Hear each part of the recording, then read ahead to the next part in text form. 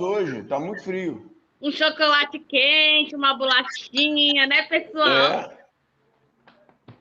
Paulo Amarante 21 graus, esteve em está muito frio. Bauru.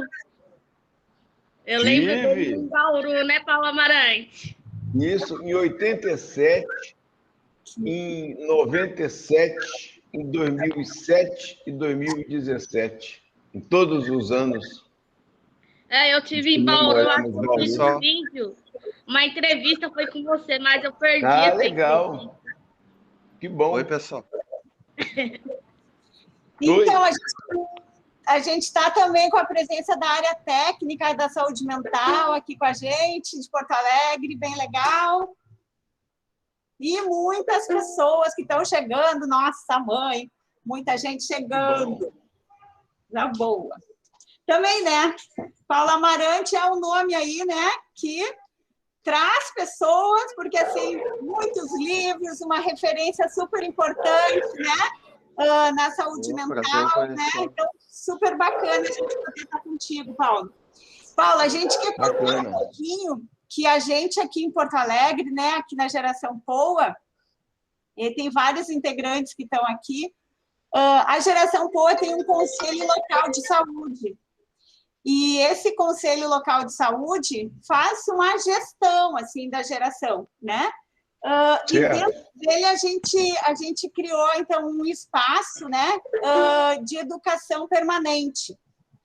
E esse espaço de educação permanente, ele se chama um espaço de ativismo antimanicomial, que a gente está se preparando para a 5ª conferência.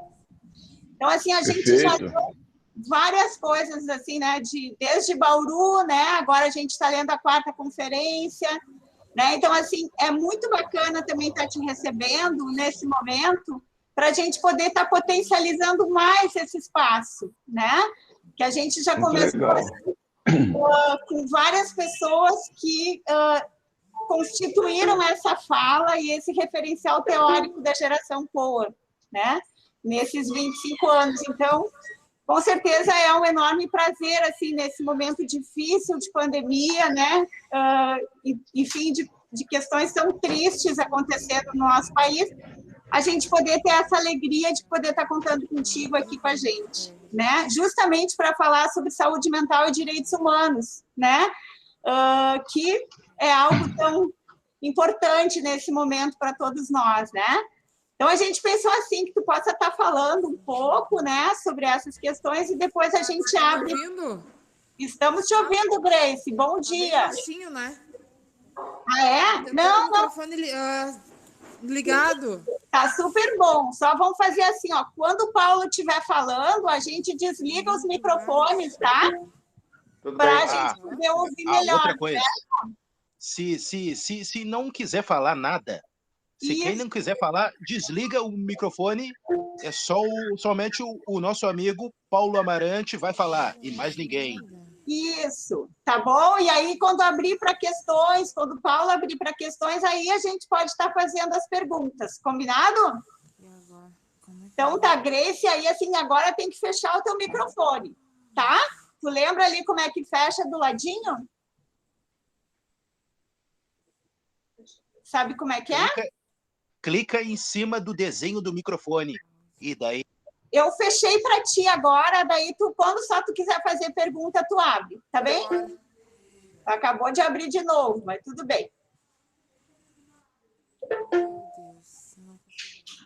Tranquilo. Estamos ouvindo. Estamos te ouvindo.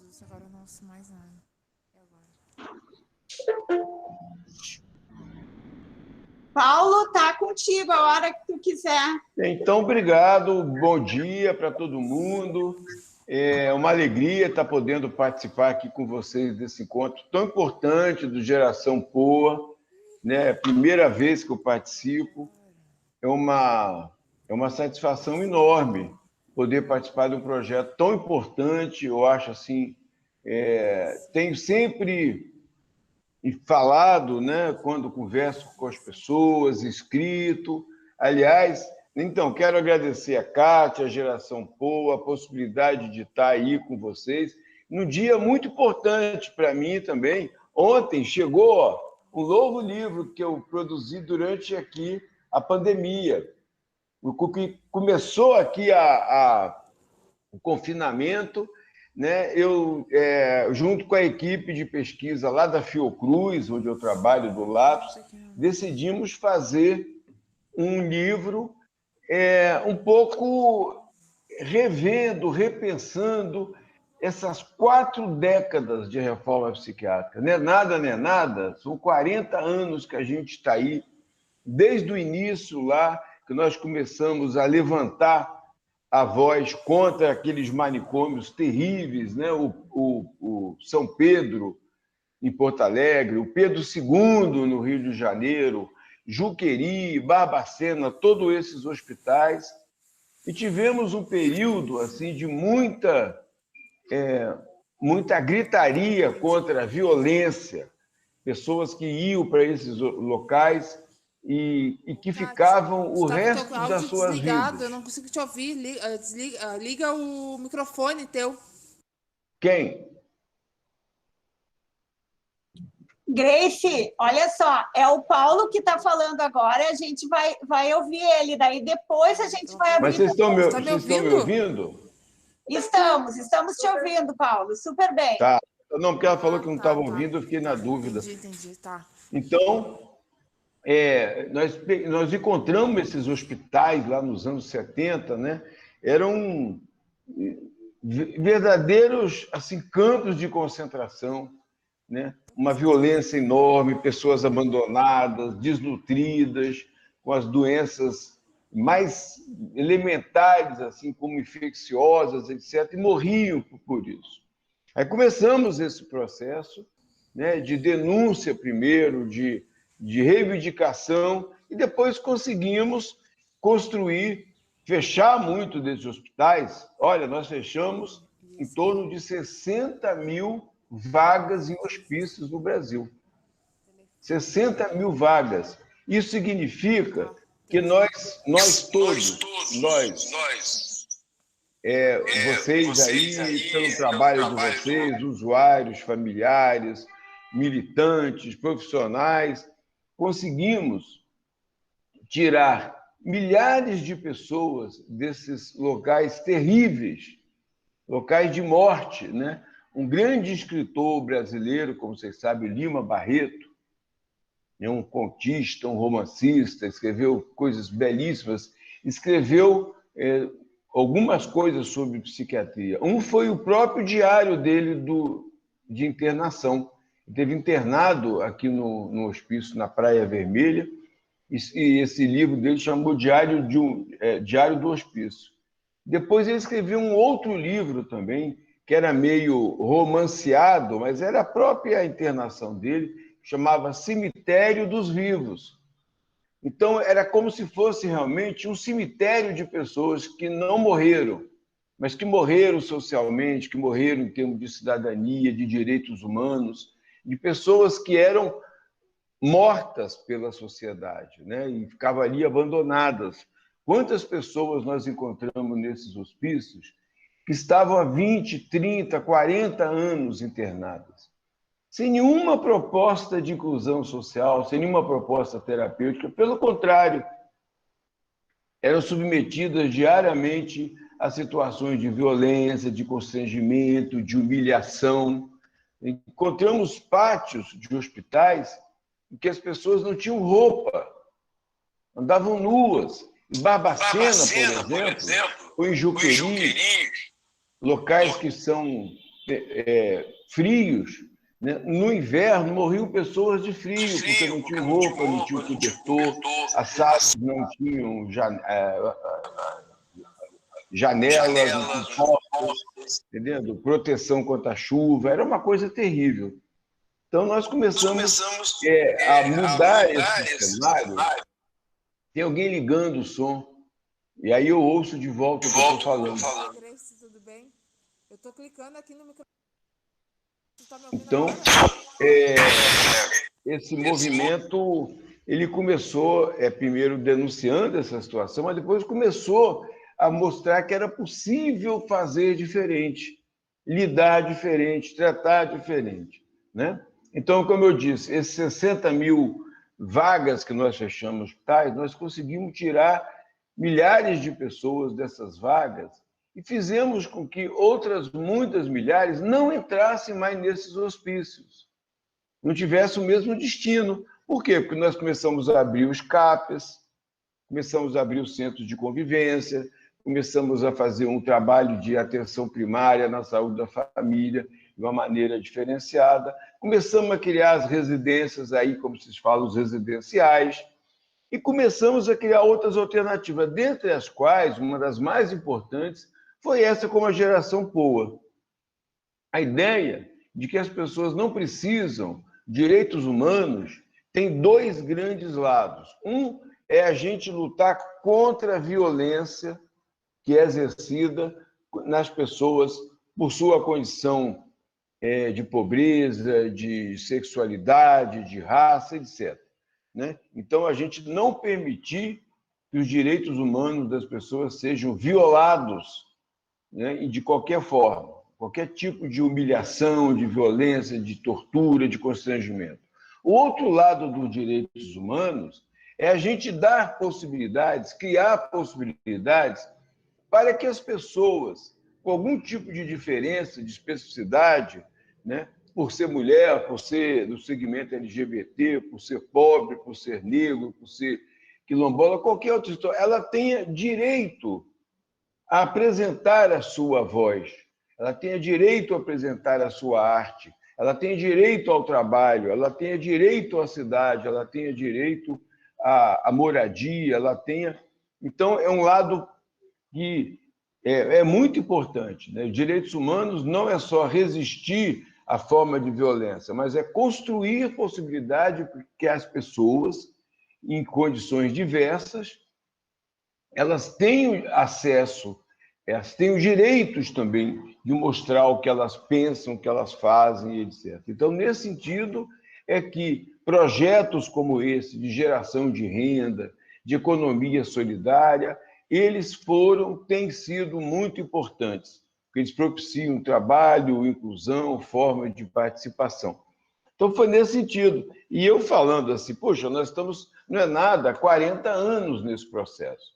40 anos construindo um movimento social importantíssimo no mundo inteiro. Eu sempre falo isso, e agora, essa semana, eu dei aula lá para um grupo de alunos da América Latina toda, não num doutorado que tem na Argentina. No mundo inteiro não tem um movimento tão importante como o movimento da luta antimanicomial ou o movimento da saúde mental, da reforma psiquiátrica. Tem vários nomes para falar, mas esse movimento que nós temos no Brasil, de pessoas como vocês, como nós todos aqui, que lutam para desmontar aquela estrutura antiga de hospício, de exclusão, de violência, e para construir um outro cenário composto por pessoas que estão sendo tratadas em serviços abertos, serviços de atenção psicossocial, em ambulatórios de saúde da família, unidades de saúde da família, estão vivendo na cidade, né, em casas, né, que estão trabalhando em cooperativas, que estão construindo arte e cultura. Eu sempre que falo de Porto Alegre, eu lembro do queridíssimo grupo de hip-hop, o Black Confusion, né, lá no CAPS, com Lucas, com Mano Charlie, entendendo? Com Preta Sou, todo aquele grupo, que para mim foi muito legal. Nós estávamos organizando o Fórum Social Mundial, foi em Porto Alegre, né? Uma das coisas mais importantes que Porto Alegre fez para a humanidade, para a Terra toda, né? Que reunir as pessoas que se preocupam com a vida, se preocupam com o outro, se preocupam com a sociedade, se preocupam com o destino do nosso planeta, inclusive, e começar a mobilizar essas pessoas para que a gente resista, né, com políticas sustentáveis, com políticas de vida, né, e não com atitudes de exclusão e de morte. E nesse Fórum Social Mundial, nós fizemos um evento que foi muito legal, foi marcante para mim, que era um evento de hip-hop e saúde mental. A gente queria pegar os grupos de hip hop que abordassem a questão da loucura, da saúde mental, da exclusão, né? Porque o hip hop ele sempre se dedica a colocar na arte, na música, as questões políticas de uma sociedade, né? Da exclusão e tudo mais. Então, nós chegamos, combinamos esse encontro em Porto Alegre e tudo mais. Chegamos lá, a nossa tenda, a tenda do circo, né? Que tinha, cada grupo tinha uma tenda, não estava montada. Aí nós ficamos, tinha lá um monte de gente, foi do Brasil inteiro para participar desse evento, chegou lá, não tinha tenda. Aí nós não nos dobramos, mas onde que a gente consegue a tenda? O cara, olha, tem ali a tenda, tem o mastro, tem a lona, se vocês conseguirem alguém para montar, a gente monta. Eu falei, então vamos montar nós mesmos. Aí me lembro, eu mesmo subindo lá no mastro e outras pessoas, o Baú, o grupo daí do hip hop, montamos a tenda, fizemos um evento belíssimo, belíssimo, belíssimo. E vocês sabem, no Fórum Social Mundial, de milhares de pessoas, centenas de atividades simultâneas. Não sei o que houve, que minha câmera parou aqui. Voltou? Milhares de atividades simultâneas ocorrendo, né? Uma quantidade grande de coisas e vários nomes importantes, pessoas e tudo. O ministro da Cultura, que na época era o Gilberto Gil, resolveu ir lá ver, de curiosidade, com convites, inclusive, de uma gaúcha aí, que é uma das organizadoras, a Patrícia Dornelles, a Pati Dornelles, convidou o Gil para ir ver a nossa atividade, e ele foi. E foi marcante, né? Então, com tanta coisa para o Gil ver, ele nos escolheu. Chegou lá, ele ficou impressionado com o nosso trabalho, e a partir daí, no Ministério da Cultura, foi criada uma política também única no mundo, que é a Loucos pela Diversidade, que era uma política do Ministério da Cultura, não era do Ministério da Saúde, para estimular a produção de arte feita por usuários de saúde mental. Aí, no Brasil inteiro, nós conseguimos estimular de 500 a 600 iniciativas no Brasil inteiro, de arte e cultura, né? Isso foi um pontapé também importantíssimo, um empurrão em toda essa iniciativa de geração de renda, de uma maneira em geral, que também é arte, né? Essa expressão do trabalho, de arte como um todo. E isso foi, então, um marco. Aí eu me lembro demais do grupo, do hip hop, da importância. Depois fizemos eventos de arte e cultura, inclusive fora de Porto Alegre, fora do Rio, fora do Brasil, com esse trabalho. Então, eu tenho essa visão de direitos humanos, assim, na área de saúde mental, que é fundamental que a gente lute para superar aquele modelo que é o modelo do manicômio, o modelo da exclusão, da internação, né? da exclusão das pessoas do mundo social. Mas, por outro lado, tem esse lado que nós chamamos da discriminação positiva, né? Nós temos que criar espaços de trabalho para que as pessoas possam atuar. Temos que criar espaços de cultura, espaços de moradia, espaços... Então, é muito importante. E o trabalho do movimento social, na área de todos nós que estamos envolvidos, é fundamental, porque nesse dia a dia aí que a gente está agora conversando, a gente está se ouvindo, a gente está podendo construir alguma coisa junto, né? Uma ideia crítica, um projeto. Isso é o fundamental. Esse ponto a psiquiatria tradicional não tem.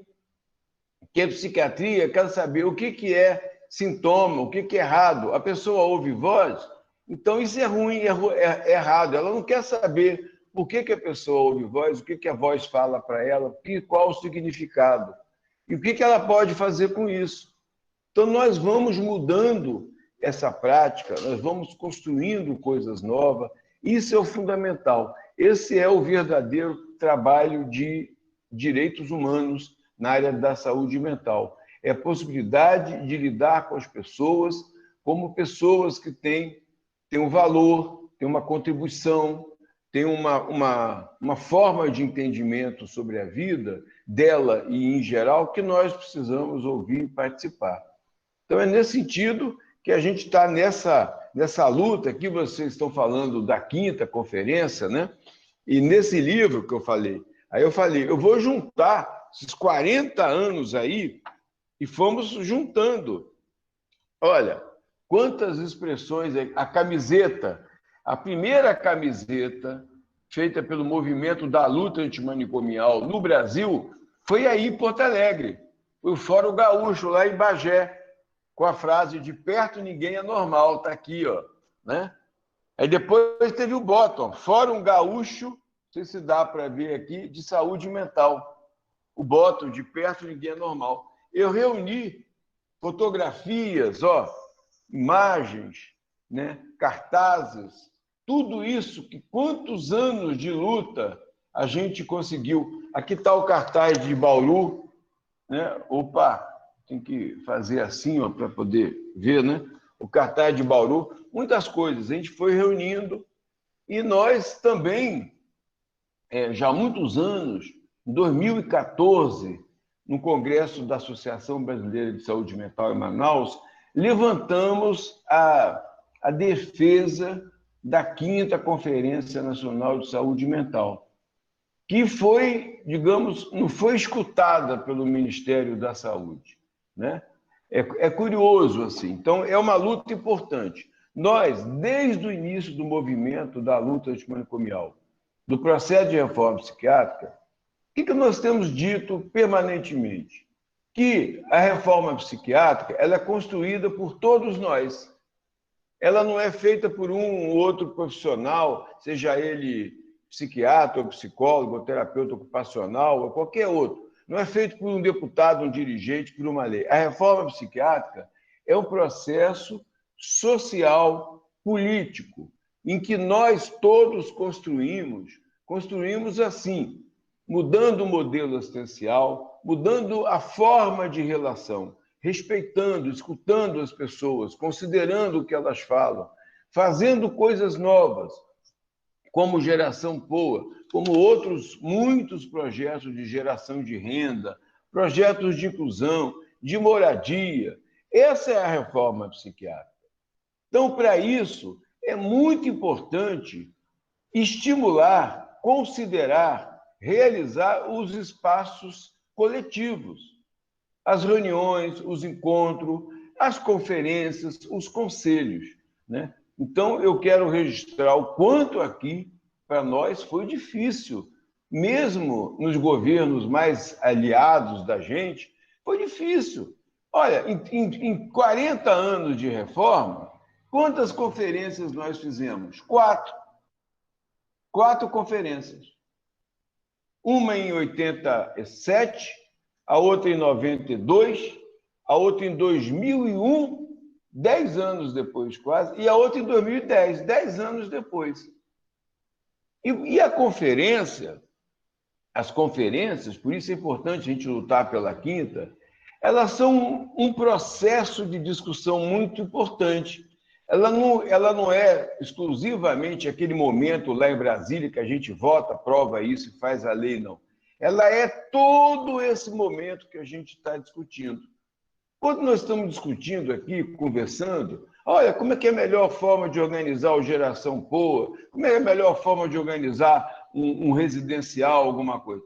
Nós estamos construindo ideias, nós estamos mudando o mundo, nós estamos aprendendo a fazer, estamos parando para pensar, coisas que a gente não faria, não fosse essa possibilidade. Então, a conferência como um todo, mesmo que ela aprove coisas que talvez não se consiga fazer do jeito que foi aprovado, mesmo que ela não aprove coisas que a gente defendia e não conseguiu aprovar, ou vice-versa, ela contribui porque nós estamos num movimento de mudança, né? Tem coisas que não são para essa época, para esse momento, mas nós lançamos a semente. Nós estamos construindo. Então, por esse motivo, é muito importante as conferências, são muito importantes os conselhos, né, municipais de saúde, as reuniões de serviço. Então, isso é todo um movimento que a gente deve fazer. Eu queria fazer assim, meio uma fala de abertura, né? Mas para ouvir também, até não ser contraditório com o que eu estou falando. Eu quero ouvir. Mas eu queria dizer, assim, dessa minha alegria de estar nesse momento participando e de estar vendo o sucesso, a importância que é o Geração Poa, né? Nós, ano passado, organizamos um evento que convidamos o Geração Poa. Gostaria de que a gente tivesse mais iniciativas dessa. Sempre defendi muito. É muito importante fechar os hospícios, fechar os manicômios. É muito importante abrir CAPs, mas também é muito importante abrir outras possibilidades de vida, de trabalho, de cultura, porque as pessoas que têm alguma forma de experiência, de sofrimento mental, algum diagnóstico na nossa área, elas não vivem só do tratamento exclusivamente. As pessoas precisam de vida. Tem uma música aí que eu acho que é do Gaúcho, que era do Titãs. A gente não quer só comida, a gente quer bebida, diversão e arte. A gente quer cultura, a gente quer casa, a gente quer amizade, a gente quer praia, a gente quer vida, né? Então, há tanta vida lá fora, é uma das frases também que a gente falava, né? Há tanta vida lá fora. A vida toda, ela é composta disso, dos nossos dia a dia, dos nossos projetos, né? E eu não tenho dúvida nenhuma de que o Geração Poa é um desses instrumentos, né? Então, queria agradecer, já falei quase meia hora com esse bate-papo meu aqui, mas então queria deixar para que perguntas, comentários fossem feitos para que eu possa interagir com vocês, né? Aproveitando que tem a Simone de São Paulo, né? Falar também da riqueza que tem São Paulo, os SECOS, o Centro de Convivência de São Paulo, resistiram quase 20 anos sem nenhum apoio na política oficial, não eram reconhecidos pela RAPES, né? E eu conheço desde os primeiros SECOS, lá o Centro de Convivência de São Paulo, quanto foram inovadores, porque apontaram para esse caminho. Olha, temos que fechar o hospital, temos que abrir CAPs, mas nós temos que criar outras possibilidades de vida, né? De convivência. E os SECOS são realmente uma inovação. Então, parabéns, Simone, em nome do pessoal de São Paulo, aí, que ia registrar esse meu reconhecimento. Então, obrigado. Abra a palavra aí. Então, Paulo, nossa, foi muito bom te ouvir. A gente está com 57 pessoas, não, 67 pessoas, assim, rapidinho, né? E a gente também está com o pessoal da Comissão Municipal de Saúde Mental, do Conselho Municipal de Saúde aqui de Porto Alegre. Então, é um prazer estar com o pessoal da comissão aqui com a gente, né?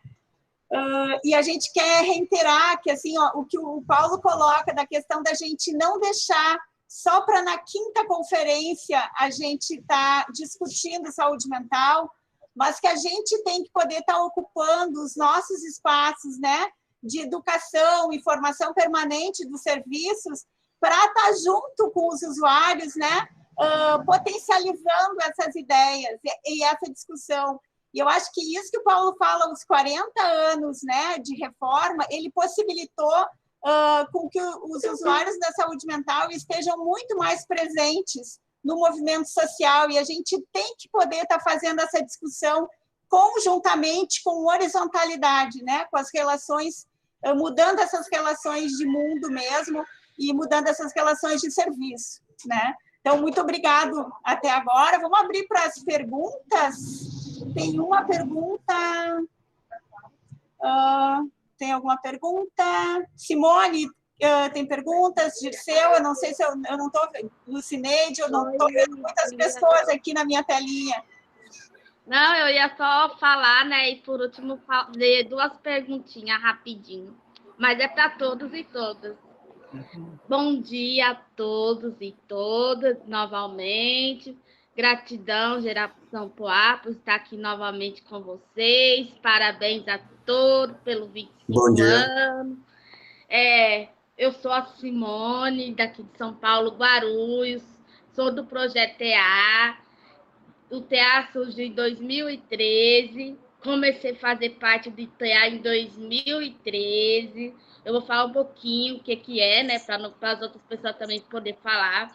O que é o TA? O TA é uma rede de atenção psicossocial pelo trabalho, convivência, arte e cultura. São 10 oficinas com marcenaria, vitral, costura, telegrafia, papel artesanais, encadernação, mosaico, jardinagem e culinária, e tem a multiforma, onde acontecem várias ações culturais. E são 140 pessoas por aí ou mais. E são 2 oficineiros para cada oficina, tem a gerente. O TA é um serviço onde acolhe as pessoas que têm problemas psicossocial, igual eu tenho meu problema. Se não fosse o TA, o que eu seria hoje? O TA mudou minha vida. Por quê? Antigamente eu ficava em casa, presa, não queria saber ver ninguém, eu ficava sossegada aqui, eu não queria sair. Hoje aprendi a andar de ônibus sozinha, não andava de ônibus sozinha, não falava muito, hoje eu já falo bastante, mais que devia, né? Eu gosto de fazer minhas entrevistas, mas com essa pandemia no momento não dá, né? Gosto de fazer várias coisas, sou da oficina de papel artesanais, gosto de fazer pôster de papel, essas coisas. Então, eu não sabia atravessar a rua, eu não andava sozinha, eu não fazia várias coisas. Hoje eu já faço bastante coisa. Minha família sabe que eu tenho meu problema, todo mundo me ajuda. Eu tenho minha dificuldade, mas sou humana igual a todos, né? Então o TA mudou muito a minha vida. Por que queremos ter mais CAPs? Porque o CAPs é importante na vida de cada um de nós. Por que menos manicômio? Porque manicômio é onde as pessoas ficam amarradas, judiadas, maltratadas, sofrem. Enquanto nós, usuários, que eu gosto de falar participantes, nós, usuários, sofremos, mas não é só nós, também tem as pessoas que trabalham também na área da saúde, que também sofrem também seus momentos. Então, surgiu o 18 de maio para acabar com todos os tipos de manicômio. Por isso a gente não quer mais manicômio. Então eu digo uma coisa, só vou falar rapidinho. Fica uma pergunta, Paulo Amarante, para todos e todas, né? Não só para o Paulo Amarante, para todos e todas. Sempre quando eu participo de algum evento, de alguma reunião, eu faço essa pergunta. Será que todos sabem o que é o seu direito? Será que todos sabem o que foi tirado do seu direito? Será que todos sabem o que é saúde mental? Será que todos sabem o que é o CAPES? O que é o SUS? O que são a gente, os usuários, os profissionais? Então, é muito interessante cada um de nós saber quem somos nós, quem são os CAPs, quem são a saúde mental. Muita gente tem medo da gente, do nosso trabalho, porque não sabe o que somos a gente. Então, a gente temos que ter mais consciência de saber quem somos nós, o que nós faz, o que nós não faz, por que foi tirado o nosso direito, cadê o nosso direito? Hoje o nosso direito foi tirado cada vez mais, né? Por isso eu digo uma coisa, loucura não se prende, saúde não se vende, pelo cuidado em liberdade, em defesa do SUS. Juntos somos mais fortes. Nenhum passo atrás, manicômio nunca mais. Eu sou do CAPES, eu sou legal. Eu sou da luta antimanicomial. Lutar sim, desistir jamais. Essa epidemia está acabando com muitas nós, mas a gente não podemos desistir. Vacina para todos, vida para todos, saúde para todos. Viva o SUS e viva o CAPES, viva a saúde mental e viva nosso direito. Uhul! Obrigada a todos e todas. Desculpa a demora. Uhul! Aí, Paulo, quer trazer alguma coisa? Eu sei que o Disseu quer falar, mas quero primeiro comentar, Simone, maravilhosa, assim, um discurso belíssimo, lindo, profundo, emocionante, não é? E eu gostaria de ter gravado, está gravado aí essa sequência que ela falou, belíssima aí, né? E não só, como você falou, fechar manicômio, queremos mais CAPS, mas quero registrar também, queremos mais projeto TEAR, mais POA, não é? Para a gente não ficar só... Porque durante muitos anos, mesmo a política nacional, ela se voltou mais para CAPS. Mas o CAPS também, sozinho, ele não consegue muita coisa. Se não fosse esse trabalho que o Geração POA tem, que o TEAR tem. Eu tive lá em 2013, não é? Naquele grande evento do TEAR, de instalação lá com o Léo Pinho, estava o professor Paul Singer, né? Eu me lembro, foi uma data muito importante para mim, porque foi a última atividade pública que eu participei. Depois eu fui para a cirurgia, que quase não voltei, né, desse hospital, mas eu saí de lá assim, muito tocado pelo impacto daquele evento, né? Acho muito importante isso. O que você fala, Simone, a gente tem que reconhecer o valor de defesa, de construção de direitos humanos. Como você falou, sabemos de direito, de consciência política, de consciência pública, que os projetos de geração de renda, de economia solidária, de residência, de inclusão, de participação social, participar de uma assembleia, participar do Conselho de Saúde, é tão importante quanto tudo demais, não é? Para que não fique só assim, fechar o hospital e abrir o CAPS, mas se não tiver essas outras iniciativas, as pessoas vão continuar no CAPS, muitas das vezes, sendo tratadas como paciente.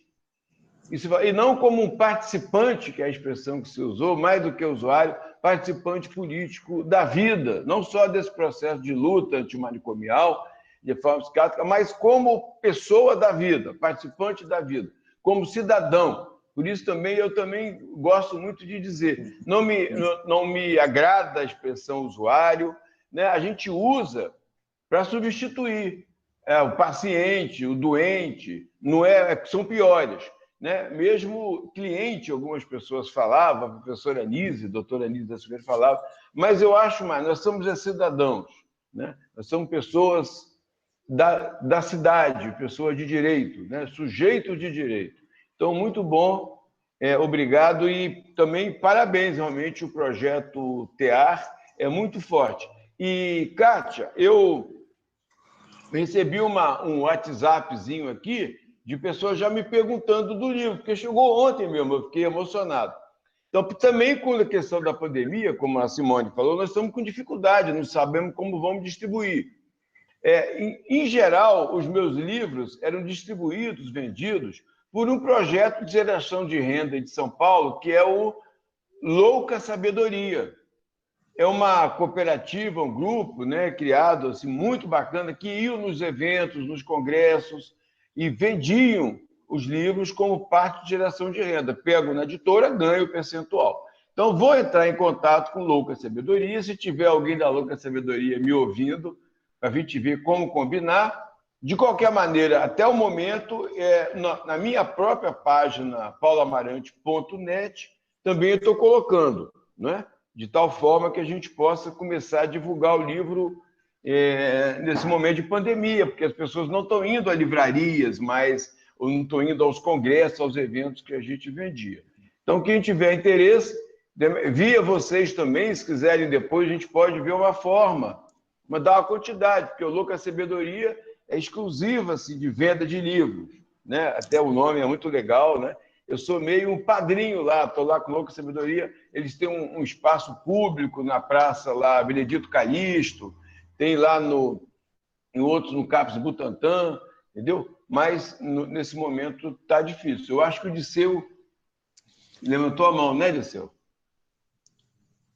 Sim, Paulo. Eu tenho duas perguntas.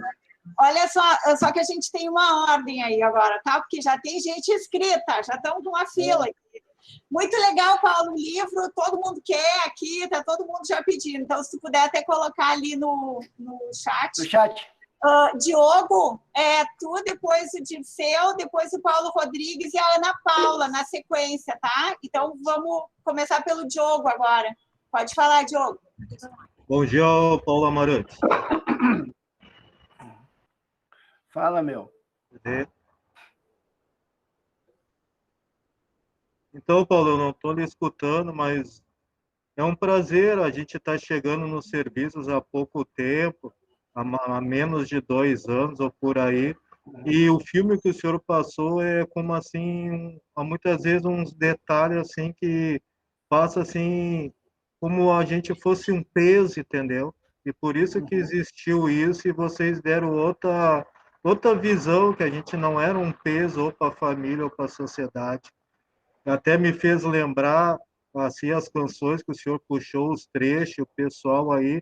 Foi um dia numa apresentação que o Kelvin apresentou o filme lá no Capitólio, onde até diretamente ou indiretamente eu ainda quis dizer para uma pessoa que, né, eu já passei por muitas coisas nessa vida em matéria, né, ainda vai chegar a minha vez ou já chegou, e que eu devia mesmo ter amado mais, ter feito muitas coisas a mais, né, e que eu podia fazer e não fiz. Então, muitas vezes, isso daí, o que tá aprendendo, se aprende, tá ligado, a certas coisas, a gente quer estar mais aberto ao mundo, mais, né, assim, mas tem muitas coisas que a gente se aprisiona ainda por certas coisas, entendeu, por pessoas, de repente, se achar que o cara, entendeu, o cara é um surtado, o cara não bate bem, e às vezes não é isso, como o cara não soubesse se expressar, e às vezes vem muito assim numa arte, entendeu? Mas um pouco assim, entendeu? Eu quis me expressar agora.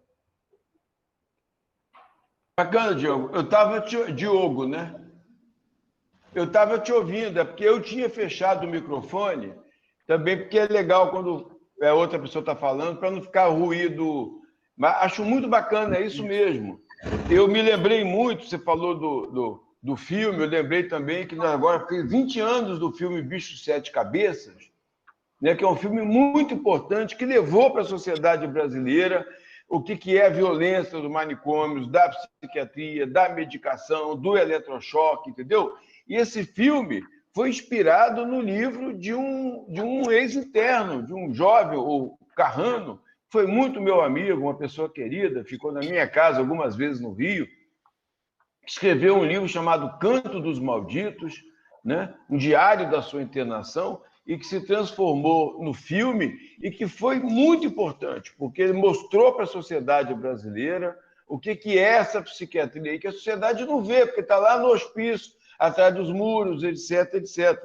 Né? E que foi muito... E o Carrano sofreu muito, sabe, Diogo? Eu queria dizer isso. Ele lançou esse livro virou um filme, mesmo depois do filme, com o Rodrigo Santoro, com toda a badalação, ele foi proibido de vender o livro dele, ele foi multado porque toda vez que ele falava do livro ou do hospital que o internou, ele tinha que pagar uma multa, e ele mesmo dentro do movimento, muitas das vezes, ele não tinha direito à voz, né? E é uma pessoa importantíssima, queria registrar isso. E a partir daí nós fizemos também muitos livros, muitas coisas, né? Eu criei um projeto editorial que lançou 4 livros, aí não conseguimos mais, espero, eu adoeci também, retomar. Lançamos 4 livros escritos por ex-usuários, por, né, pessoas que tiveram nessas, que são livros muito importantes. Depois eu posso colocar os nomes aqui para quem tiver interesse. Toda a renda da venda desses livros é das pessoas, dos autores que escreveram. Eu consegui, pela editora Fiocruz, publicar. Acho muito importante isso. Uma das iniciativas de peso que a geração de renda tem, que os projetos de economia solidária têm, é esse também de valorizar a produção, como você falou, artística, né, cultural das pessoas que estão envolvidas nesse trabalho, né, de terem direito e de terem possibilidade de expressar para a sociedade a sua forma de visão do mundo. Então, muito obrigado, Diogo, pela sua participação, né? Vamos aí em frente, ver se tem mais gente. O próximo é o Dirceu. Bom dia, pessoal. Bom dia, Paulo. Eu queria te colocar e perguntar ao mesmo tempo. Olha só, a Política Nacional de Saúde Mental, ela está num momento bastante triste para a luta antimanicomial, porque, por exemplo, o princípio do SUS diz que o cuidado tem que ser no território, né? E o que a gente está assistindo, né, são a criação de instrumentos como CAPS, sendo colocados em determinadas regiões da cidade, dificultando o deslocamento da pessoa que precisa do cuidado, do sair do seu território, que é lá na periferia, por exemplo, e ter que se deslocar ou para o centro da cidade ou para a zona norte da cidade. E aí dificulta o tratamento, porque a pessoa tem poucos recursos e tem que gastar com transporte, né? E eu queria saber da tua opinião, né? E a segunda questão que eu queria te colocar é o seguinte: aqui em Porto Alegre a gente teve, na gestão passada, a gente teve um projeto que se chamou Mais Dignidade, que teve como objetivo fazer uma formação para as pessoas que estavam em estágio de vulnerabilidade e um projeto de moradias. Esse projeto terminou e a mão se gastou muito dinheiro público. E essas pessoas não conseguiram, muitas delas, uma realocação de trabalho. E essas pessoas que foram formadas, essa formação se perdeu. E devia ter sido colocada uma forma de as pessoas poderem estar sendo melhor aproveitadas, né, na geração de renda, moradia. Então, eu queria saber de ti a tua opinião sobre tudo isso, o que a gente pode também fazer para construir uma saúde melhor, mais inclusiva, de cuidado, né, dentro do SUS e com toda essa assistência que é necessária. Obrigado, Dirceu. Eu acho que você já respondeu. Eu acho que você comenta coisas importantes que significa que a gente tem que estar atento. Primeiro, em relação à política em geral de saúde mental, né, a política em geral de saúde do SUS, que está sendo desmontada. Né? Quando a Simone falou antes, né, nós temos assim, nós construímos o SUS.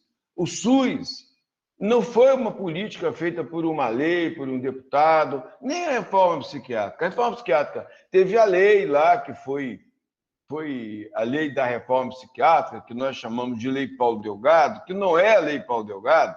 Nós sabemos que o projeto de lei Paulo Delgado, que era antimanicomial, ele foi recusado, ele foi rejeitado pelo Congresso Nacional. Que o Congresso é isso, essa composição sempre dos interesses, as bancadas de interesse e tal. Na época, o projeto Paulo Delgado foi recusado, o que foi aprovado foi um substitutivo bem inferior, bem mais limitado do que era. Sabe qual é a lei mais avançada, mais moderna, mais defensora dos direitos humanos que nós temos no Brasil de saúde mental? É a Lei Marco Rolim.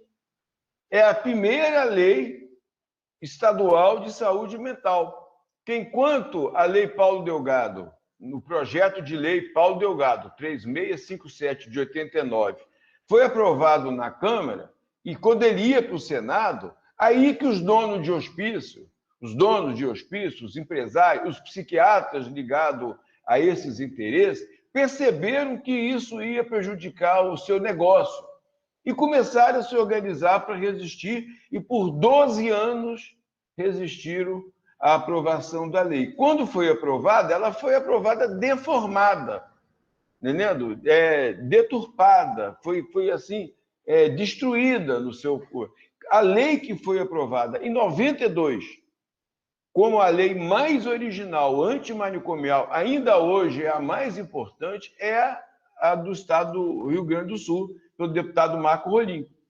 E depois, na experiência que o Marco Rolim fez, já que a lei nacional não é aprovada, então vamos aprovar leis estaduais e leis municipais. Aí vários estados Ceará, Minas, Espírito Santo, Bahia, Pernambuco, né? Outras leis foram feitas. Então, isso é muito importante saber.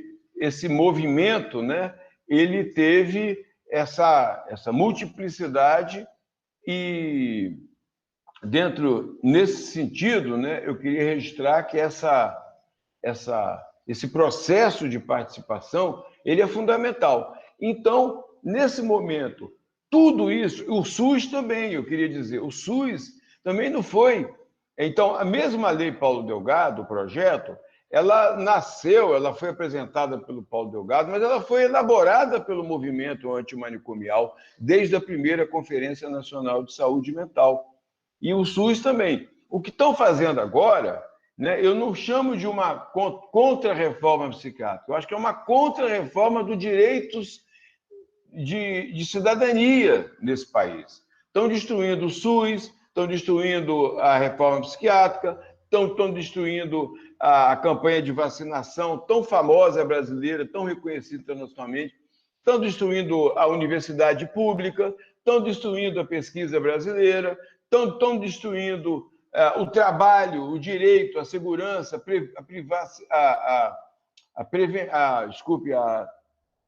previdência social, estão destruindo os correios, estão destruindo tudo nosso.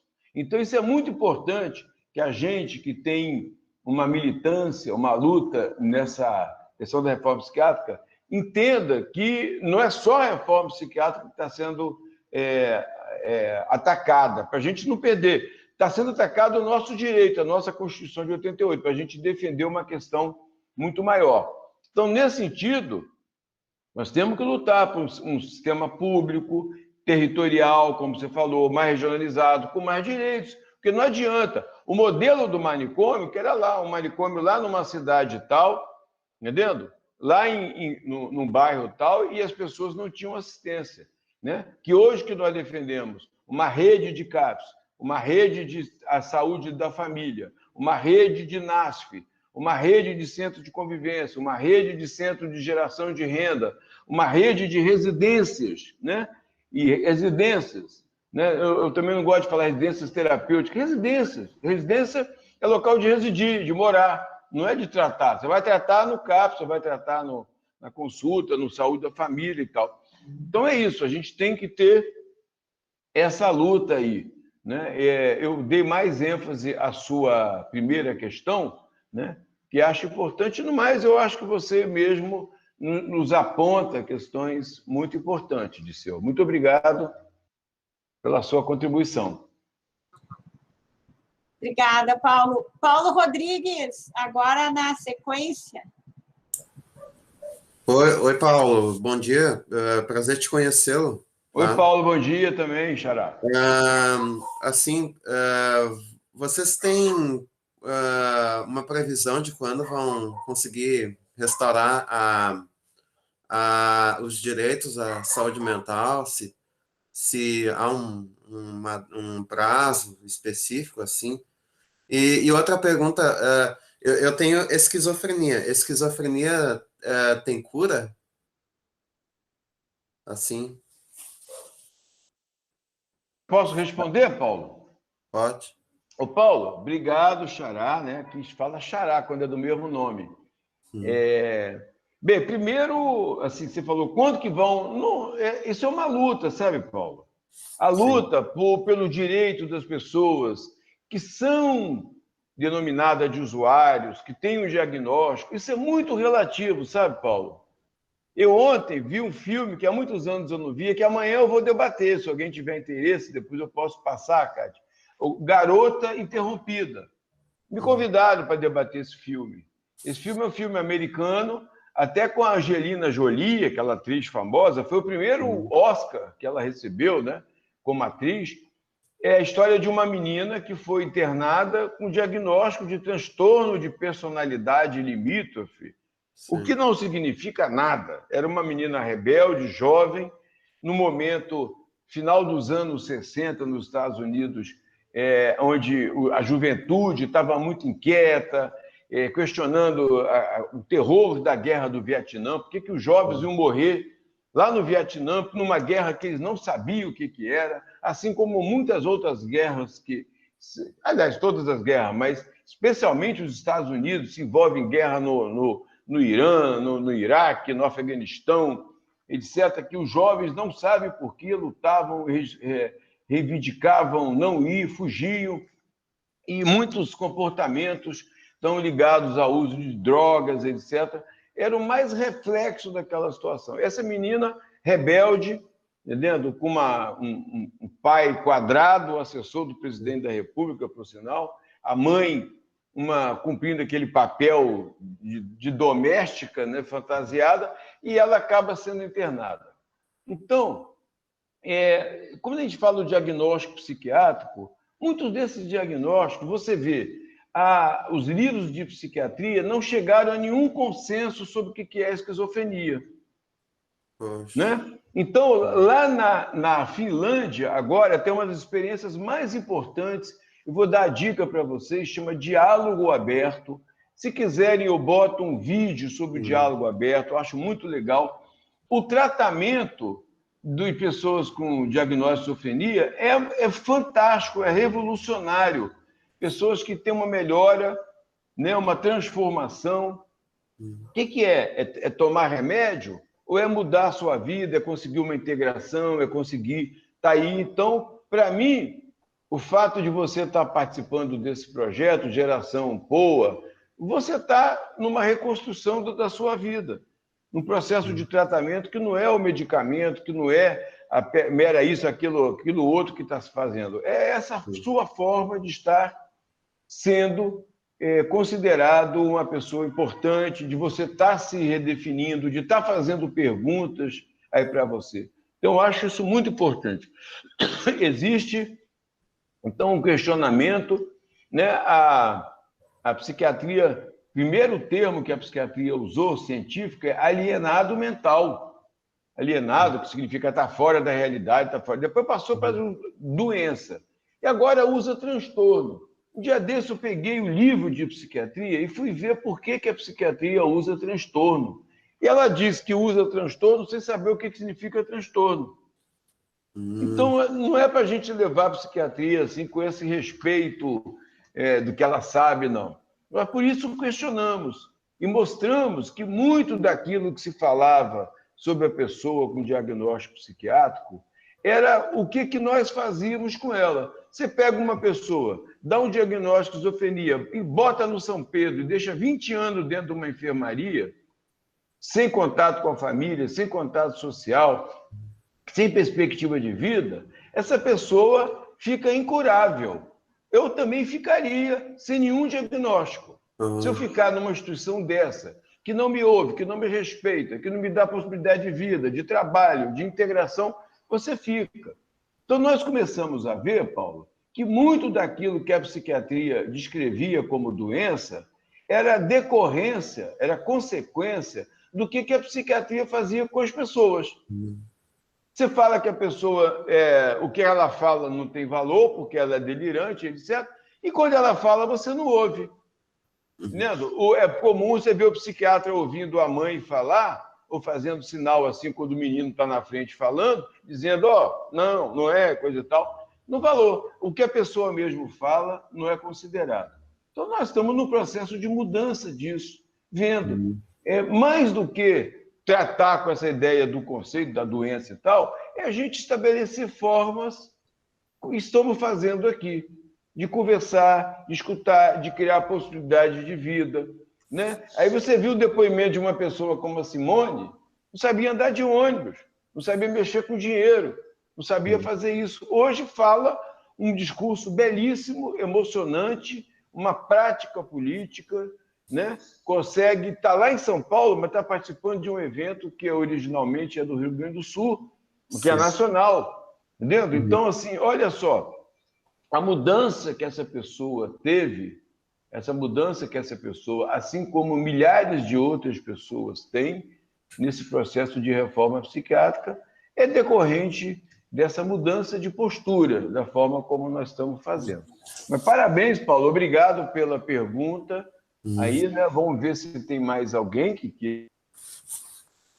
Paulo, também é importante falar do Paulo Rodrigues, que ele é o nosso animador. Ah, é. E Verdade. isso, ele faz todos os nossos vídeos, né? Verdade, eu faço animações. Eu faço animações para a geração. Inclusive a animação...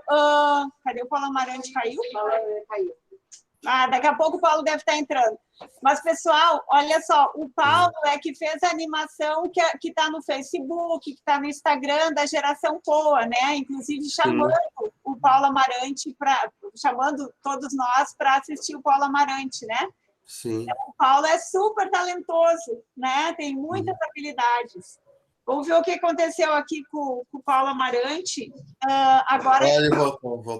Agora. Fala para ele que eu vou falar com ele. Agora aqui. Oi, Paulo. Eu faço animações também. Eu desenho, faço ilustração. Ah, Paulo, bacana. Caiu, mas nós volta. Sim. Né? Nós não cai, não. Como diz lá em Minas, nós não cai. Oi. Final, a gente vai estar mostrando a animação do Paulo Rodrigues, que era a chamada para live. Sei, eu vi, muito bacana, parabéns. Sim, muito bacana, Paulo, parabéns. Essa animação ela foi feita no Paint, ela foi feita no aplicativo Paint Ibis e adicionei no editor de vídeos. Muito legal, Paulo. Olha só, agora tem a Ana Paula. E você ensina, Paulo? Desculpa, Kátia. Você ensina como é que faz também? Bom, eu não sou animador profissional, mas eu já aprendi a fazer animações. Eu aprendi passo a passo. Então, poderia fazer aí uma oficina, hein, Kátia? Ensinando, porque vai ensinando a gente aprende muito. Eu aprendi que a maior forma de estudar é ensinar, de aprender e ensinar. Sim. Sabe que uma das primeiras alunas que está pedindo para ser aluna do Paulo Rodrigues é a Patrícia Dornelles, que está aqui com a gente agora. A Paty, eu vi que a Paty entrou aí em algum momento. Isso, não, nós vamos organizar sim essa oficina, com certeza. Vamos sim, Ô, estou Paty, aguardando. falei de você agora aí. Cheguei atrasado, não consegui, mas já estava ouvindo um tempinho. Então, Ana Paula, a tua pergunta. Oi, bom dia a todos e todas. Prazer, né, ver as carinhas, mesmo que aqui pela telinha, né? Isso nos anima, nos dá força em tempos tão difíceis, né? E eu queria retomar uma questão que eu acho que é essencial da fala do Paulo. Muito bom te ouvir, Paulo, sempre. E também do que o Dirceu trouxe, da questão, né? Eu sou trabalhadora da saúde, né? Da saúde mental, mas falo aqui mais do lugar, nesse momento, do controle social. Queria aproveitar esse momento, né, que temos tantas pessoas aqui, vários colegas aqui que participam da comissão, pessoas que participam aí da RAPS aqui de Porto Alegre, porque, na verdade, a gente intencionalmente, né, uniu, hoje seria o dia da reunião da Comissão de Saúde Mental, e a gente achou que seria muito importante nos unirmos, né? E eu acho que um dos desafios desse desmonte todo, né, que o Paulo coloca muito bem, que é um desmonte, na verdade, da democracia, dos direitos sociais, né, dos direitos humanos, que todos nós que estamos aqui, obviamente, somos defensores, né, da reforma psiquiátrica, da luta antimanicomial, mas que, nesse momento, todos nós precisamos, antes de mais nada, sermos cidadãos, como o Paulo disse, cidadãos na defesa da democracia, né? Porque tudo isso está alinhado nesse momento, né? Tudo está muito conectado e temos que defender o SUS acima de tudo, porque sem o SUS não há reforma psiquiátrica e não haveria possibilidade da gente estar aqui hoje, né?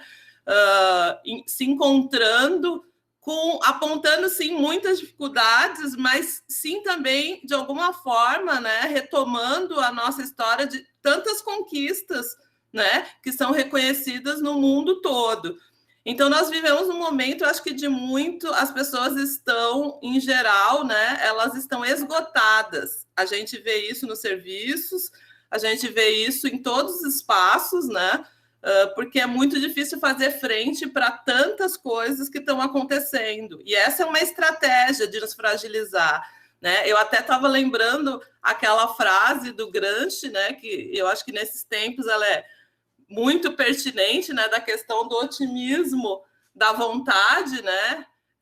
E não do pessimismo da razão, porque se a gente for olhar para a realidade hoje, a gente se paralisa, né? A gente se sente impotente, paralisado, e a gente precisa retomar, né, esse nosso otimismo da vontade, a nossa autonomia que nós temos muita na micropolítica, né? Eu acho que o Gerapol é exemplo dessa micropolítica, né, se processando, mesmo com todos os desmontes que a gente vem passando, Paulo, na própria política de saúde no âmbito do município, que são muitos, a começar pelo principal deles, que eu acho que é estruturante, e aqui Porto Alegre não é um caso isolado, que é o processo do empresariamento da saúde, né?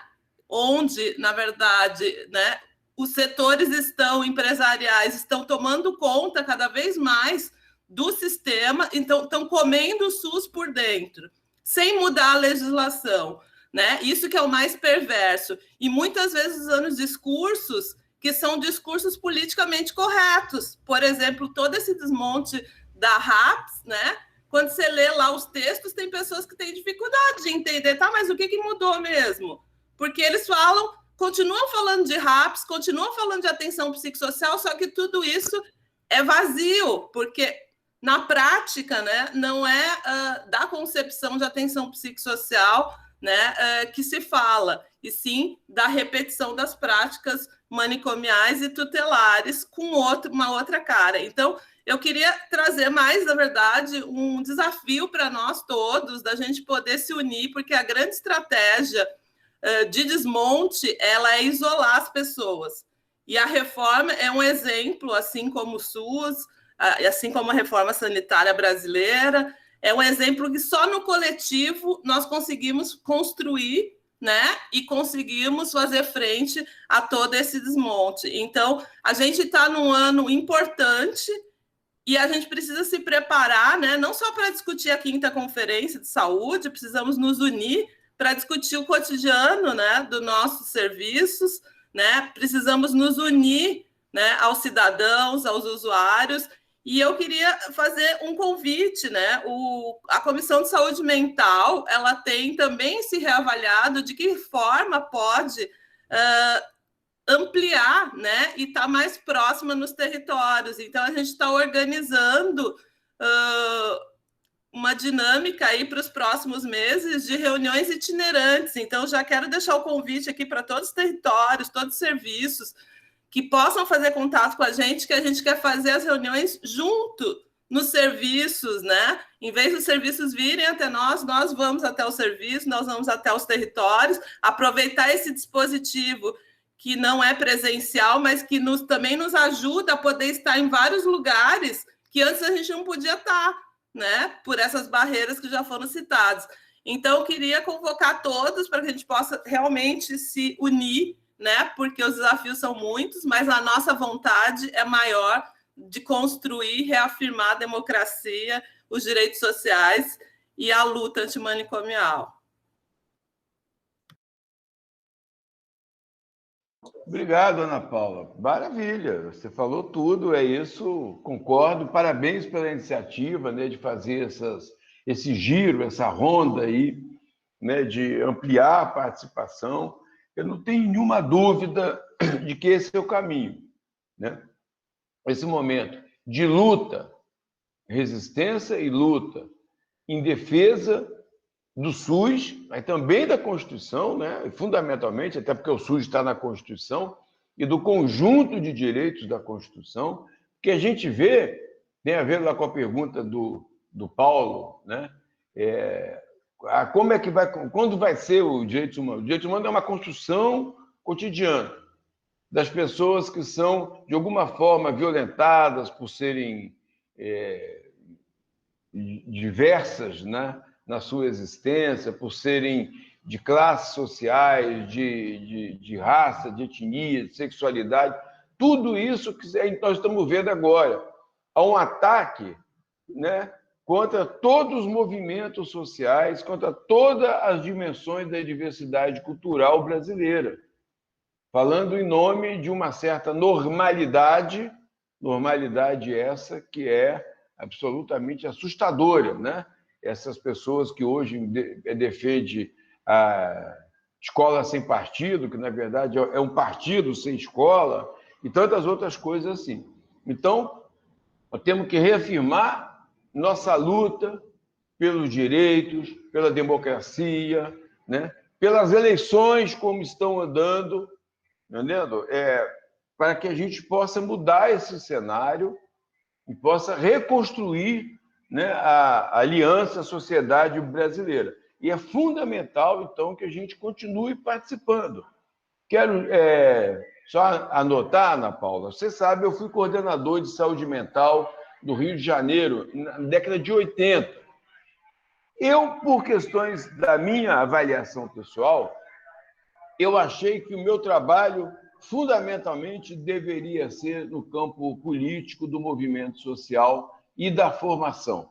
Então, desde então, me dediquei exclusivamente. Fui representante do movimento da luta antimanicomial no Conselho Nacional de Saúde, participei de vários eventos, né? Sou um dos fundadores do movimento da reforma psiquiátrica, da luta antimanicomial, trabalhadores, depois da Abrasme, Associação Brasileira de Saúde Mental. Agora criei a Rede Latino-Americana de Direitos Humanos e Saúde Mental, que é uma rede potentíssima, está indo lá do México, Santo Domingo e tudo afora, e até a Argentina, Chile, Uruguai.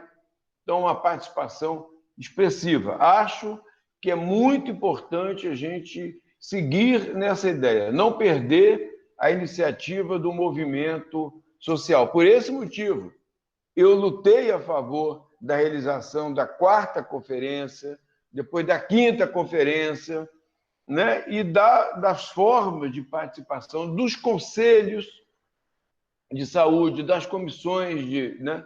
Permanentemente. A gente tem que voltar a ter isso como meta fundamental. A participação e o controle social, não apenas como controle naquele sentido de ver se está certo ou está errado, se fez ou não fez, se cumpriu ou não cumpriu, mas como construir coletivamente. Isso que o Sérgio Aroca, meu professor, meu amigo, né, que me levou para a Fiocruz, né, que me levou para o SEBS, Centro Brasileiro de Estudo de Saúde, que escreveu, o SEBS que escreveu a proposta do SUS, você sabe que eu que datilografei, né? Tinha que levar para Brasília. Aí, na época, nos falava digitar, era datilografar. Eu tinha a maquininha datilografia. Eu falo sempre isso, porque eu guardei essa versão original. Qual era a ideia? Não é a participação só por causa de votar, a maioria e tal. Era construir coletivamente. Porque a gente, quando debate, ouve o diferente, ouve o contrário, ouve o questionamento, a gente aprende, a gente muda. E a gente vai construindo uma coisa que é comum. Então, essa é a ideia. O Aroca, quando falava, as conferências é muito movimento, muita coisa para nada, ele dizia para nada. Olha, são mais de 50 mil pessoas, lideranças comunitárias, lideranças partidárias, lideranças sociais de vários movimentos, que estão discutindo o tema da saúde, que antes era considerado saúde é o quê? Tratamento de doença, eu quero mais hospital, quero isso, que começam a pensar a saúde como qualidade de vida, como direito ao trabalho, como direito à cidade, como várias questões. Que saúde é isso. Saúde não é tratamento de doença. Isso é o grande ponto que o SUS tocou. A saúde é a vida, é a defesa da vida digna, da vida com qualidade, da vida participativa, né? A saúde, fundamentalmente, isso que nós estamos fazendo, a partir das falas que a gente está vendo aqui, né? Do Disseu, da Simone, do Paulo, a saúde é a gente poder estar aqui construindo uma relação, um processo conjunto. Isso é fundamental. É isso que nós temos que continuar lutando e defendendo. Obrigado, Ana Paula, e parabéns. Fiquei admirado aí com a potência do trabalho de vocês.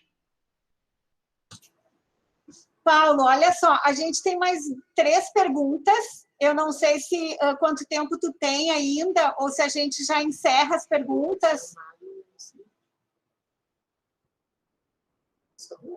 Ligar o microfone. Eu marquei até 11h30, que eu já estou no processo de seleção do curso de especialização, que é outra coisa que eu falei, que há 39 anos eu estou nesse programa de formação da Fiocruz, uma formação pública para pessoas da rede pública, fundamentalmente, formando profissionais para a reforma psiquiátrica, né? E é muito legal. E esse ano é a primeira seleção que nós vamos fazer totalmente online. Nós estamos apanhando muito aqui, porque tem que mexer com planilha, tem que mexer com coisa e falar e entrevista. Então, 11h30 a gente tem essa coisa. Se puder, então, ir até 11h30, nós temos ainda 16 minutos.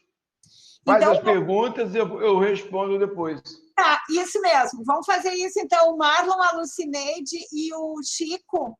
Tem uma pergunta escrita do Chico, que eu posso ler agora, e depois tem mais 2 do Marlon e da Lucineide, e aí tu responde. Ok. Posso ler a do Chico, então? Sim. Senhor Paulo Amarante, pergunta: temos a possibilidade de esclarecer nossa luta ao presidente da República e manifestar nas ruas nossa atuação aos CAPs e centros de reabilitação ao redor do território brasileiro? Chico Poeta. Agora, Marlon, quem sabe tu faz a tua pergunta, a Lucineide também, e aí fica mais fácil para o Paulo responder, que tem pouco tempo. Cadê você, Marlon? No caso, pula e depois volta para o Marlon. Vai lá, Lucineide. Tá, a minha pergunta, a verdade eu queria fazer várias, mas enfim, né? Por conta de... eu vejo que a sociedade está doente, né? Então, eu fico pensando em relação aos estigmas, que são vários que a gente poderia enumerar, né? Mas um dos que, além de estar associado à saúde mental... Desculpa, eu sou a Lucineide da Associação Construção, eu não me apresentei, mas, enfim, também da Geração Poa. A questão é como é que nós podemos agir em relação a vários estigmas que são impeditivos, assim, para que a sociedade possa ver a saúde mental de uma outra forma, né? Quando, por exemplo, a gente está vendo... hoje, né, que somos obrigados a fazer nota de repúdio contra a construção de um hospital, de um manicômio, na verdade, né, um hospital psiquiátrico lá do Ceará, onde já tem leis estaduais e lei federal que proíbem, né, e a gente está se deparando com isso, principalmente também por conta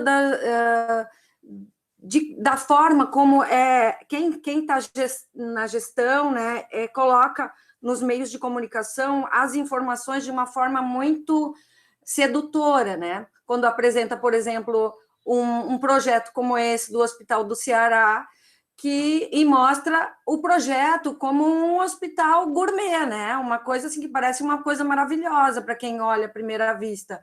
Então, a comunicação, né, com a sociedade que seduz as pessoas, e a falta do conhecimento real, né, do que deveria ser a educação do ser humano para que a qualidade de vida e o respeito ao cidadão, às suas limitações, elas possam ser trabalhadas em liberdade. E a gente está vendo o quê? Isso, nesse momento, em pleno 2021, o contrário, né? A construção de hospitais manicomiais. E a gente sendo obrigada a fazer nota de repúdio, porque nós não temos outra forma mais objetiva, mais concreta, para lidar contra essas ações práticas onde a manipulação de uma verba federal imensa, né? Então são Golias, né? Na luta aí. Bom, é mais ou menos isso, né? Não queria me estender muito, porque meu pensamento, eu já costumo dizer, não é muito linear, né? E abarca várias coisas, mas eu acho que eu fico por aí.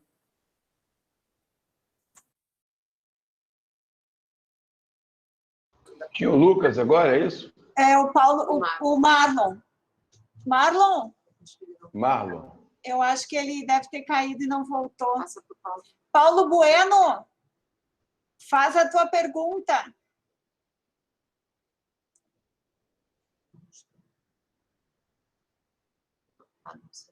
Tem que ligar o microfone, Paulo Bueno. Paulo, tem que ligar o teu microfone. Paulo Ricardo Vieira Bueno. Bom dia, senhor Amante. Eu gostaria de saber quantos doentes mentais existem no Brasil e no mundo. Ô, Paulo, vou começar, então, a responder por você. Também eu te falei, essa expressão doente mental, doença mental, ela nem é usada mais pela psiquiatria, porque eles não sabem o que é isso. Eles dizem que não sabem o que é isso. Então, não teria como saber quantas pessoas têm alguma coisa que não se sabe o que é. Mas esse conceito de transtorno não se sabe. Não se sabe porque não se sabe o que é isso exatamente, né? O transtorno mental, que é o conceito oficial, é a palavra que se usa em português e no espanhol, ou desordem mental, como se usa em inglês se usa desordem. O que é uma desordem? Toda pessoa que não tem ordem mental, o que é a ordem mental? De perto ninguém é normal, né? Então, é uma questão. E isso eu vou associar com o que a Lucineide falou. É um jogo de poder. É um jogo de narrativa. É quem pode falar do outro, quem pode falar que o hospital que é bom, quem pode falar que o tratamento é melhor, etc, etc. Então, nós temos uma questão política, assim que, associando, então, ainda ao que o Chico, poeta, falou, ao Paulo Rodrigues falou, e agora a Lucineide, né? E assim que a sociedade está doente, etc.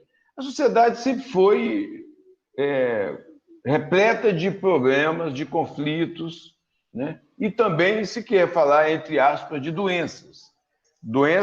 Hoje, o problema maior da sociedade, da doença da sociedade, é a exclusão. Exclusão que se expressa politicamente, né? Que se expressa nutricionalmente. As pessoas não conseguem a segurança alimentar, ter dinheiro para comer adequadamente, que não tem trabalho, que não tem residência, moram empilhadas em favelas, muitas vezes terríveis, né, nas comunidades, não tem transporte público, não tem uma série de direitos, né? Então, esse é o maior problema da sociedade. Quando nós vamos ver que as pessoas estão morrendo porque são pobres, porque são desempregadas, porque são exploradas, né? Nós vimos agora, recentemente, vários casos de trabalho escravo no Brasil, em pleno 2021. Uma mulher que ficou 40 anos escravizada numa casa. Olhem que coisa, né? Então, eu penso que a questão fundamental que nós temos aí é de entender que essa questão, lá que o Paulo falou, dos direitos humanos, como é que se faz, é uma questão política, é uma luta política cotidiana, né? Enfrentar essa forma da psiquiatria clássica de falar do que é transtorno mental, qual é o melhor tratamento, isso tem a ver não com a verdade da ciência, do que é mais correto, tem a ver com o mercado, é isso que o Lucineide falou, com o empresariamento desse setor, com a indústria da loucura, a indústria da doença, a indústria da pobreza, a indústria do sofrimento, né? Como as pessoas veem o SUS não como defesa de direitos de saúde da população, mas como uma forma de tirar dinheiro público. Nós vimos agora na pandemia, no início, milhares de pessoas morrendo, sem UTI, sem oxigênio, e vários governos, vários estados, várias prefeituras desviando dinheiro. O caso do Rio foi exemplar, o de Manaus e outros, Santa Catarina. Então, no maior sofrimento, a sociedade, em desespero, pessoas vendo os pais sem oxigênio e os dirigentes roubando, as pessoas aproveitando para extrair o máximo possível de benefício próprio, né? Então, para mim, hoje, eu acho que a luta na sociedade entre aqueles que pensam a sociedade como um todo, que pensam no outro, pensam, né, nas demais, e aquele que pensa em si, pensa no seu interesse, na sua família, na sua forma de ganho. E isso tem a ver com outras lutas, porque a questão da luta pelos direitos humanos da pessoa com diagnóstico psiquiátrico, eu falo assim, porque quando você fala, ela tem um transtorno mental, não sei. Aquela menina do filme que eu falei, ela tinha algum transtorno, que você puder dizer? Que expressão é transtorno limiar, não sei o que lá, de comportamento? O que significa isso? Nada. Bipolar. Muitos casos, o que significa falar uma criança tem um transtorno de hiperatividade? Olha, as crianças são hiperativas. É da natureza infantil serem hiperativas, não aceitar. Por esse motivo que a família, a escola, fica lá empurrando regras em cima dela até adequar, enquadrar. Quando ela começa a fugir de novo, ela está na idade lá da adolescência, aí ela é obrigada a fazer um Enem, ou ela vai parar no exército, onde o sargento empurra regras nele, corta o cabelo, bota ele na cela, bota ele para ajoelhar. Então é isso, a sociedade. Agora, você chamar de transtorno, então, a mesma luta de direitos humanos das pessoas com diagnósticos psiquiátricos, ditas com transtorno, é a luta das pessoas negras, é a luta das mulheres, é a luta do segmento LGBT, é a luta dos povos originários indígenas, é a luta dos quilombolas, né? Então, tem lei proibindo o racismo, tem lei proibindo a escravidão, tem lei proibindo o assassinato de qualquer pessoa. E, no entanto, um rapaz jovem agora, um rapaz, matou uma travesti, uma transexual, de uma maneira violenta, assim, retirando parte do... Então, é isso, a sociedade, ela, na prática, essas lutas, e eu acho que, nesse momento, esse contexto político, eles estão explorando isso, o quanto que a sociedade recusa determinados comportamentos, determinadas cores de pele, determinada sexualidade, determinadas pessoas com determinadas idades, os idosos. Então, aumenta a intolerância contra negros, quilombolas, grupo LGBT, gays, homossexuais, qualquer lésbica ou qualquer outra situação, idosos, né? Então, eu uso bengala há algum tempo. Me chama a atenção, eu vou no mercado quando estou com a bengala, que a pessoa vê que eu estou com a bengala, que ela poderia talvez sair da frente para eu passar ou me dar o lugar. Pelo contrário, ela aproveita que eu uso bengala e corre na minha frente porque ela tem mais agilidade do que eu, para subir no elevador, no meu prédio, e fechar a porta antes de eu chegar, porque aqueles 2, 3 segundos que eu demorar para chegar ao elevador, vai atrasar a pessoa a subir no seu... Então, é toda uma lógica que a gente tem, aquilo que a Ana Paula uma hora falou, como geração pô, micropoliticamente que mudar. Não com ódio, não respondendo a essas pessoas com a mesma prática de ódio, de intolerância, botando o dedo na cara, mas sim produzindo nelas uma outra relação de empatia, de respeito, de consideração da dignidade que todas elas têm, mesmo sendo reacionárias, conservadoras. Nós temos que lidar com elas como sujeitos. Essa talvez seja a única forma que a gente consiga ter uma relação social mais coletivamente de dignidade, de respeito. Paulo, O Oi, cara Paulo. vive uma vida inteira te fazendo um monte de troço, um monte de coisa. Quando a vida está melhorando, assim, o cara morre. É isso. Então, você imagina, nesse momento, quantas vidas estão sendo perdidas por uma atitude absolutamente errada, equivocada, desrespeitosa, né? Irresponsável, né? Dos governos. Quando começou uma epidemia, né? Nós deveríamos parar. Olha, o que está acontecendo? Como é que se transmite essa doença? Né? Então, quantas vidas, jovens, pessoas que perderam as suas vidas, os sonhos, nos manicômios, porque eram rebeldes. Né?